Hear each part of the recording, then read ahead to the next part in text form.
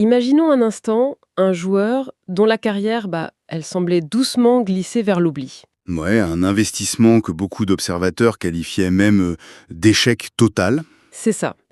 Et maintenant, si on imagine ce même joueur, à peine quelques mois plus tard, en train de regarder de haut le tout récent Ballon d'Or au classement des buteurs. C'est un scénario qui paraît complètement irréaliste. Et pourtant, c'est très exactement ce qui se passe en ce moment même dans le championnat de France de Ligue 1. On est en ce mois d'avril 2026 et le nom qui domine tout, celui qui écrase vraiment la concurrence depuis janvier, c'est pas une jeune pépite de 19 ans que tous les recruteurs attendaient. Non, pas du tout. C'est un homme qui vit une résurrection professionnelle, une éclosion tardive que personne, mais alors personne n'avait vu venir.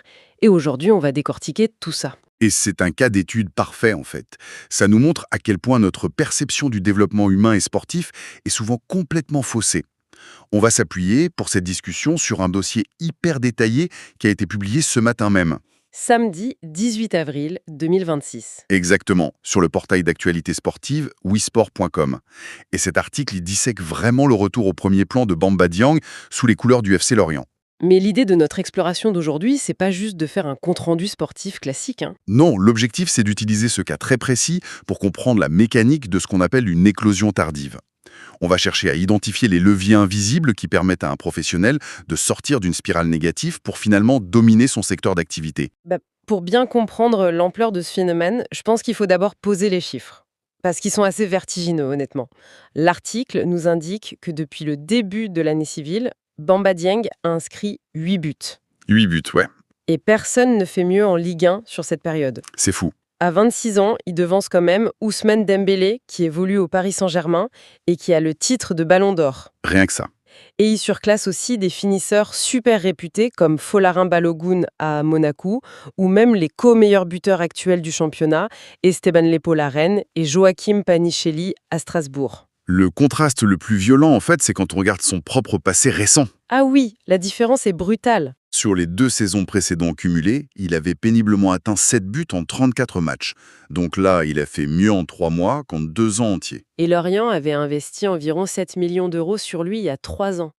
Si je devais faire une comparaison, c'est même plus l'image de la start-up qui stagne en bourse avant de décoller. C'est carrément la métaphore du bambou chinois, tu vois. Ah oui, le bambou, c'est très parlant. C'est ça. On plante la graine, on arrose pendant des années, et il se passe absolument rien en surface. Les investisseurs se mettent à crier à l'escroquerie, et soudainement, la tige sort de terre et pousse de 30 mètres en l'espace de 6 semaines. L'image du bambou est vraiment parfaitement adaptée ici. Elle illustre très bien ce conflit permanent qu'on a entre l'exigence de rentabilité immédiate et la réalité purement physiologique et psychologique du développement d'un talent. Surtout dans le sport de haut niveau. Exactement. Dans le sport, comme dans le monde de l'entreprise, le temps, c'est un luxe qu'on n'accorde plus. Une recrue à 7 millions d'euros, elle est censée produire un retour sur investissement le mois suivant son arrivée. Ouais, on veut des résultats tout de suite. Et cette pression, elle crée un environnement où le moindre échec initial est perçu comme définitif. Pourtant, la trajectoire qui est décrite dans notre source prouve que l'évolution d'une compétence, c'est jamais une ligne droite. C'est plein de hauts et de bas. Voilà. Pendant ces années de stagnation apparente, ces années de sous-performance face au but, le joueur a en réalité accumulé énormément de choses. Des échecs, des adaptations tactiques, une meilleure compréhension de son propre corps et des défenses adverses. C'est tout un travail de l'ombre, en fait. C'est tout à fait ça. Ce travail invisible tisse un réseau de racines souterrains extrêmement dense. Et lorsque le déclic se produit enfin, la croissance extérieure semble exponentielle aux yeux du grand public. Alors qu'en fait, c'est juste la libération d'une énergie potentielle qui s'est accumulée dans la douleur pendant des années.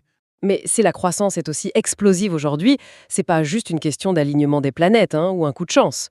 Il a forcément changé sa manière d'opérer sur le terrain. Absolument. Et l'article donne des détails techniques très précis là-dessus. Oui, il cite notamment Benjamin Mukonjo, qui est consultant pour beIN Sport, et son analyse technique est vraiment passionnante. Il note que la palette de Dieng s'est considérablement enrichie. Aujourd'hui, il marque du pied droit, du gauche, de la tête, sur coup de pied arrêté. Il devient complètement insaisissable. C'est ça. Mais ce qui m'a le plus marqué, c'est l'expression que Mukonjo utilise.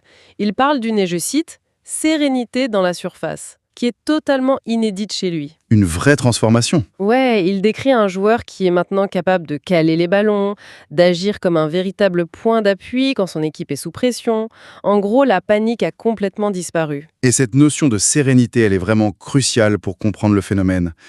Chez un jeune attaquant, ou même chez n'importe quel jeune professionnel qui est confronté à une situation avec des forts enjeux, l'énergie nerveuse est souvent le premier moteur. On veut tout donner, quoi. Exactement.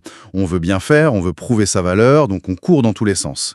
Mais dans ce qu'on appelle la zone de vérité, donc la surface de réparation, l'espace se réduit considérablement et la pression temporelle devient maximale. Il faut décider en une fraction de seconde. C'est ça. Et face à cette surcharge cognitive, le cerveau a naturellement tendance à précipiter le geste.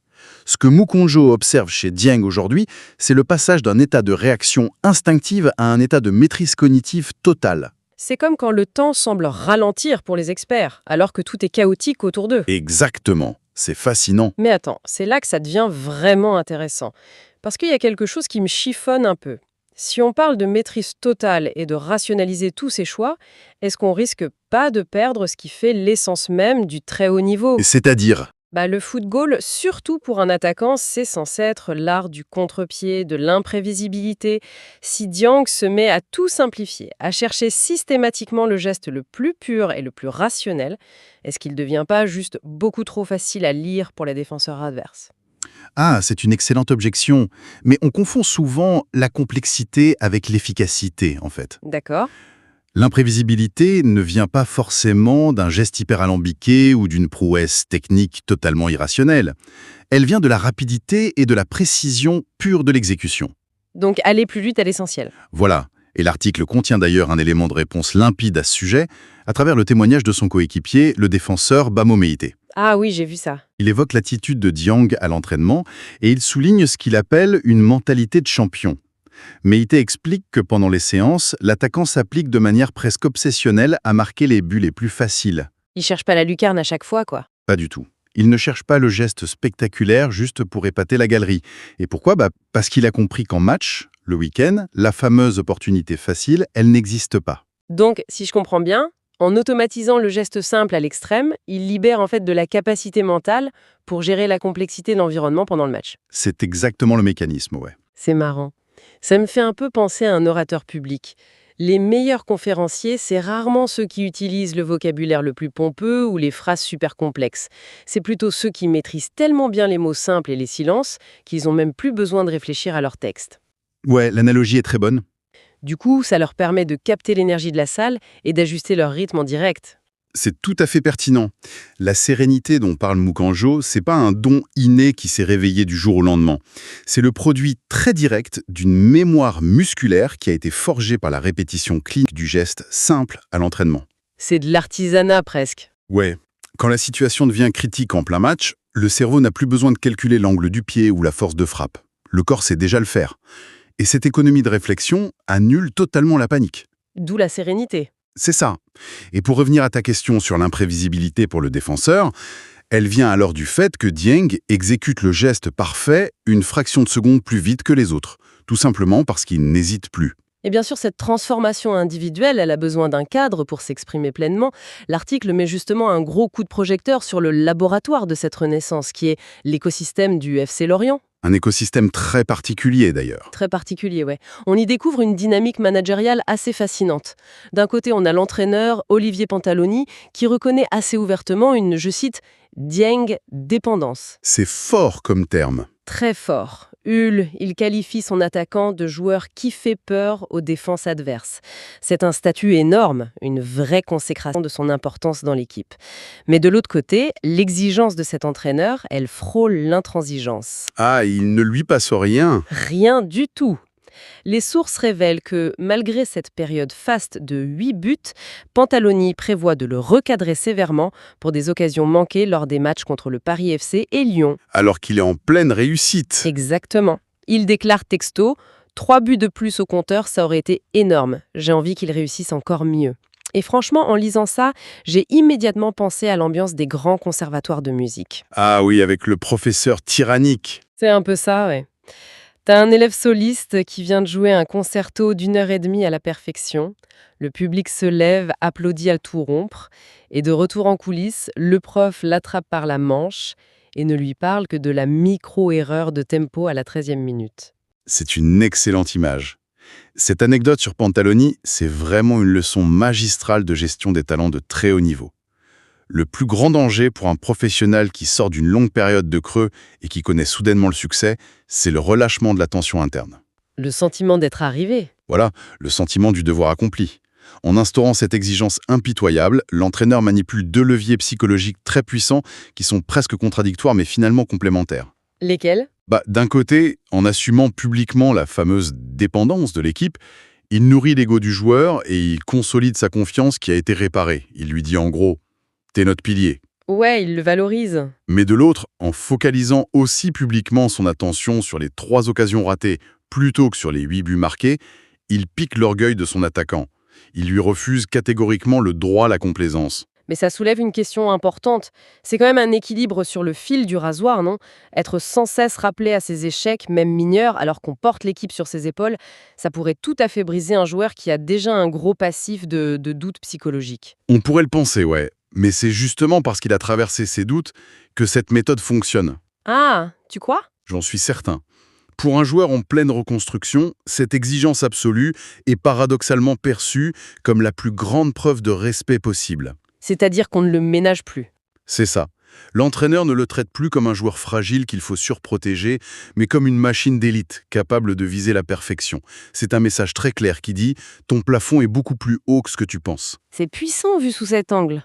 Et puis, il faut dire que cet environnement exigeant est aussi adouci par la synergie avec ses coéquipiers.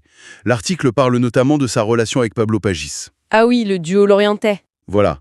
Et l'article détaille bien ce duo. Pagis est lui-même un buteur super prolifique, il en est aussi à 8 réalisations, mais il accepte de se muer en facilitateur pour Dieng.